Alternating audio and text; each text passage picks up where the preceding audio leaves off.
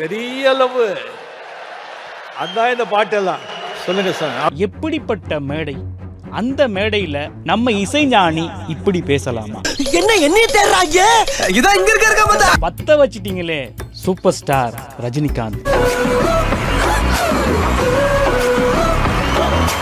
இசைஞானியும் super star ரஜினிகாந்தும் அவங்கள பத்தி தான் இந்த வீடியோல நிறைய விஷயங்கள் பேச போறோம். ஃபுல்லா இந்த வீடியோ பாருங்க. மறக்காம சக்தி FM யூடியூப் சேனலை சப்ஸ்கிரைப் பண்ணுங்க.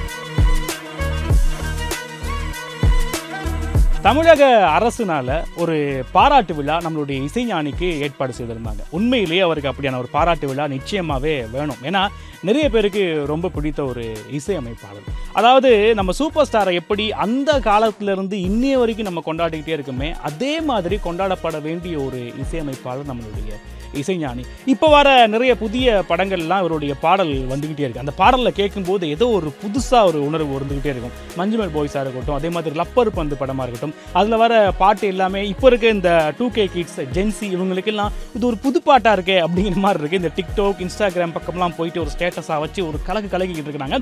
ஆனால் அதை இசையமைச்சது நம்மளுடைய இசைஞானி இளையராஜா. அந்த காலத்தில் இருந்தவங்களும் சரி, இந்த காலத்தில் இருக்கவங்களும் சரி, எல்லாருமே ரசிக்கிற ஒரு இசையை தந்திருக்க இசைஞானியை வந்து நம்மளால் எப்போவுமே மறக்கவே முடியாது. அவருக்கு இப்படி ஒரு பாராட்டு விழா அப்படின்னு நினைக்கும் போது உண்மையிலேயே சந்தோஷமான விஷயம்தான். நம்ம எப்போவுமே இசைஞானியை பற்றி, அவருடைய இசையை பற்றி பேசவே முடியாது. ஆனால் அதுக்கான தகுதி நமக்கு இல்லவே இல்லை. அந்த அளவுக்கு அவருடைய பாடல்கள் நிறைய பேருக்கு எப்போவுமே நீங்காத இடம் அவங்க மனசில் இருந்துக்கிட்டே இருக்கும். ஏன்னா இசைஞானி பாட்டு இல்லாத இடமே இல்லை அப்படின்னு சொல்லலாம். அந்த அளவுக்கு நிறைய பேர் இசைஞானியுடைய பாடல்கள் வசிக்கிட்டே இருப்பாங்க. நம்மளுடைய சூப்பர் ஸ்டார் ரஜினிகாந்த் அவரை பற்றி சொல்லணும் அப்படின்னா நம்ம எக்கச்சக்கமாக எவ்வளோ விஷயங்கள் சொல்லிட்டு போகலாம். ஆனால் அதை பற்றி சொல்லாமல் ஒரு சில விஷயங்களை உங்களுக்காக சொல்கிறேன்.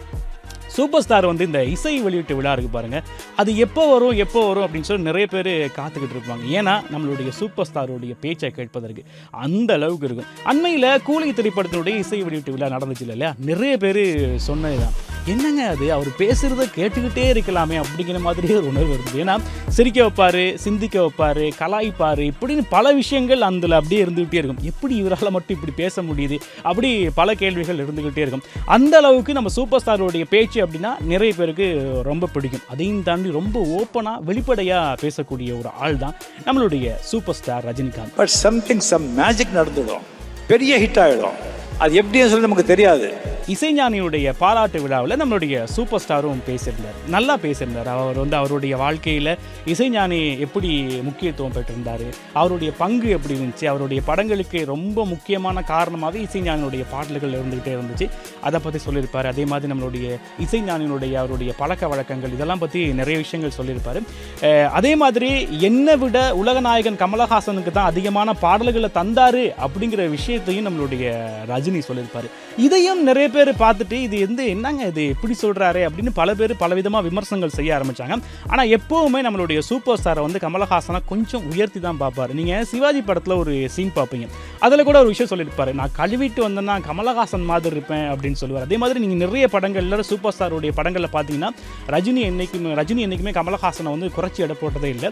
என்றைக்குமே அவரை வந்து உயர்த்தியே பேசுவார். அந்த அளவுக்கு கமலஹாசன் அப்படின்னா சூப்பர் ஸ்டாருக்கு அவ்வளோ பிடிக்கும். அதனால என்னமோன்னு தெரில, ஏதாவது என்னுடைய படத்தை விட கமலஹாசனுக்கு நல்ல பாடல்கள் தந்திருக்கீங்க அப்படின்னு சூப்பர் ஸ்டார் எப்பவுமே சொல்லுவார். அதையும் அதே மேடையில் சொல்லியிருந்தார். இதை வந்து பல பேர் பலவாறு விமர்சிச்சிருந்தாங்க. இப்படி நம்ம இசைஞானியை எல்லாருமே பாராட்டிக்கிட்டு இருக்கும்போது நம்ம இசைஞானி பேச வந்திருந்தார். இசைஞானியை பற்றி எப்பவுமே ஒரு கருத்து இருந்துக்கிட்டே இருக்கும். ரொம்ப ஆணவமாக பேசுவார், ஆணவமானவருங்க அப்படின்லாம் சொல்லுவாங்க. ஆனால் அவருக்கு அந்த ஆணவம் இருக்கலாம், ஏன்னா அவர் மாதிரி யாராலும் இசையமைக்கவே முடியாது இல்லை, அந்த திமிரு அவர்கிட்ட இருக்கலாம் அப்படின்னு பல பேர் பலவிதமாக பேசுவாங்க. அதெல்லாம் ஒரு பக்கம் இருக்கட்டும். நம்ம இசைஞானி வந்தவர் சூப்பர் ஸ்டாரை பார்த்து சொல்லிடவா அப்படின்னு சொல்ல ஆரம்பிச்சிருப்பார். அதாவது நாங்கள் வந்து அந்த டைமில் வந்து குடிச்சிட்டு அப்படிலாம் பல விஷயங்கள் பேசியிருப்பார். இதை பார்த்துக்கு இருந்த நம்மளுடைய சூப்பர் ஸ்டார் வந்து என்ன சொல்லுவார் அப்படின்னு சொன்னால் இப்படி சொல்ல ஆரம்பிச்சிருப்பார், ஆமாங்க இவர் கொஞ்சம் குடிச்சிட்டு இவர் பண்ண அட்டூழி இருக்குதே அப்பா நம்மளால் தாங்கவே முடியாது, கிசு அதெல்லாம் பேச ஆரம்பிச்சிட்டாரு. அப்புறம் கதாநாயகிகளை பற்றிலாம் கேட்க ஆரம்பிச்சிட்டாரு. அப்படி இப்படின்னு நிறைய விஷயங்கள் நம்மளுடைய சூப்பர் ஸ்டார் வந்து ஓப்பனாகவே அந்த அந்த ஸ்டேஜில் பேசியிருப்பார். அதுக்கு பிறகு நம்ம இசைஞானிக்கு அள்ளு விட்டுரும், என்னப்பா அது இப்படி பேசிட்டாரு அப்படின்னு. அப்புறம் சொல்லியிருப்பாரு, பாருங்கள் ஏதோ பேச வந்து என்னென்னமோ ஒரு பேசிட்டு போயிட்டாரு அப்படின்னு சொல்லி சமாளிச்சிருப்பார். இந்த விஷயம் சமூக வலைத்தளங்களில் வந்து பரவலாக எல்லாராலும் பேசப்பட்ட ஒரு விஷயமா மாறி போனது. என்னங்க எப்படிப்பட்ட ஒரு மேடை, இந்த மேடையில் இப்படி பேசலாமா, இதை பார்த்துக்கிட்டு இருக்கவங்க என்ன நினைப்பாங்க, தப்பாக நினச்சிக்க மாட்டாங்களா அப்படின்னு பலவாறு சமூக வலைத்தளங்களில் பேச ஆரம்பித்தாங்க. ஏன்னா 2 பேருமே ஜாம்பவான்கள், அப்படிப்பட்டவங்க இப்படி பேசுறது சரியா அப்படின்னு சமூக வலைத்தளங்களில் ஒரு பக்கம் விமர்சனங்கள் முன்வைக்கப்பட்டுக்கிட்டே இருக்கு. இதெல்லாம் தாண்டி நம்ம இசைஞானியை வந்து நிறைய இடங்களில் சூப்பர் ஸ்டார் கலாய்ச்சிருக்காரு. சரஸ்வதியை விட லட்சுமி இல்ல சாமி. சாமி இப்போ ஏதோ பண்ணிக்கல, ஏதோ வரணும் பணம் வரணும்னு சொல்லி அது வருது இல்லை.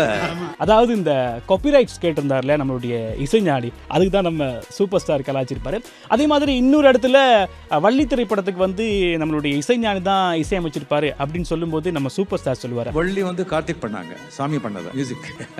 அந்த இடமும் ஒரு கலகலப்பான ஒரு இடமா இருந்துகிட்டே இருக்கு. இப்படி அவங்களுக்குள்ள ஒரு கலகலப்பான விஷயங்கள் இருந்துகிட்டே தான் இருக்கு. இந்த மாதிரி விஷயங்கள் நம்ம முன்ன இருந்து பழைய வீடியோஸ்ல நிறைய பார்த்துக்கிட்டே இருக்கலாம். அந்த மாதிரி தான் இந்த விஷயங்களும் இருந்துச்சு. ஆனால் சமூக வலைத்தளங்களில் பல பேர் வந்து பலவிதமாக பேச ஆரம்பிச்சிருந்தாங்க, விமர்சிக்க ஆரம்பிச்சிருந்தாங்க. அப்புறம் மறுபக்கம் நம்மளுடைய இசைஞானி கூட இன்னொரு வீடியோவும் வெளியிட்டு இருந்தார், அதுலேயும் பேசியிருப்பார். ஆனால் அதில் வந்து இதை பற்றிலாம் ஒன்றும் பேசவே இல்லை. நான் வந்து அந்த டைமில் என்ன பண்ணுறதுன்னு தெரியல, அவ்வளோ சந்தோஷமாக இருந்தேன், சந்தோஷத்தில் என்ன பேசுனதுன்னு கூட தெரியல அப்படிங்கிற மாதிரி நம்மளுடைய இசைஞானியும் பேசியிருப்பார். இது இப்போ சமூக வலைத்தளங்களில் வைரலான ஒரு விஷயமா மாறி இருக்கு. ஆனால் நமக்கு எப்பவுமே அந்த சூப்பர் ஸ்டார் அந்த அப்படி ஓப்பனாக பேசுகிறதும் இசைஞானி பேசுகிறதும் நம்ம காலங்காலமாக பார்த்துக்கிட்டே வரந்தாலும் நமக்கு ஒரு பெரிய இஷ்யூ அது தெரியவே இல்லை. ஆனால் மற்றவங்களுக்கு இது ஒரு பெரிய பிரச்சனையாக மாறி இருக்கு. நீங்களும் அந்த பாராட்டு விழாலாம் பார்த்துருப்பீங்க. உங்களுக்கும் பல கருத்துக்களுக்கும் இந்த விஷயத்தை பற்றி உங்களுடைய கருத்து என்ன அப்படிங்கிறத கீழே கமெண்ட்டில் சொல்லுங்கள். மறக்காமல் சக்தி FM யூடியூப் சேனலை சப்ஸ்கிரைப் பண்ணி வைங்க. இன்னொரு வீடியோவில் உங்களை சந்திக்கிறேன். வணக்கம்.